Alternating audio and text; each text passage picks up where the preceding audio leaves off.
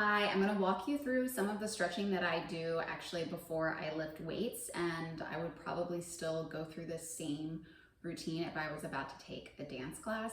I'm not going to stay in a position very long. I'm going to keep moving. I'm going to keep my muscles activated. So typically after I warm up my core, I'll go into a plank, and then from there, I'll start moving into a downward dog and just moving through the positions. So I'm getting into my shoulders and my back, as well as my hamstrings and my quads.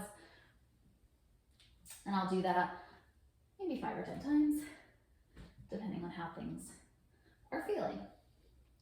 From there, I might come up and hold just for a few seconds, prancing through my feet. And then walking either my hands in or my feet in. From here, I'm going to plie and stretch a few times and move my feet out. Plie and stretch. Move my feet out. So we're getting gradually into a wider position and then continuing to move that whole time. From there, I might shift my hips around. Do the same with my feet turned out, bending and stretching, and I really do move this quickly. And then I'm going to go into this deeper stretch, but I'm not going to hold it. I'm just going to keep moving. And I might go into a lunge and rotate back.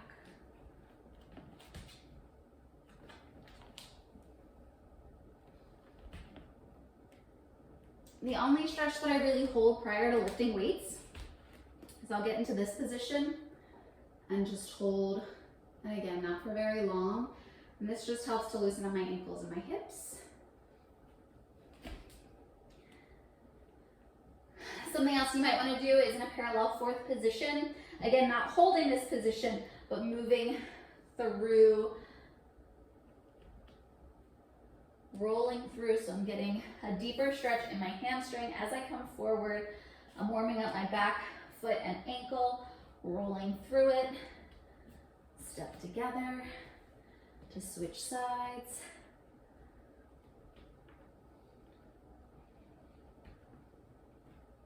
And maybe even bend the back knee in this position and get that going. Now I want to come back to this stretch for a second.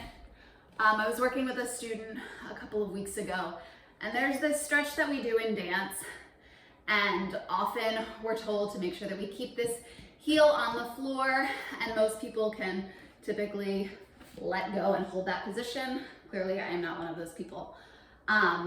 And I could tell that the student was trying to do that, and I can do it if I put my hand back here, but in this position, I don't feel a stretch anywhere. So I could tell that the student was trying to do what other teachers had told her to do, and she just looked really uncomfortable and it looked really awkward. And all I did was, now there's a difference between leaving your heel off the floor, because I'm also not getting a stretch in this position either. But all I did was just give her permission to let that heel come off slightly so that she can get a little bit deeper. And she said, you know, I feel it so much more when I do that. And I completely agree.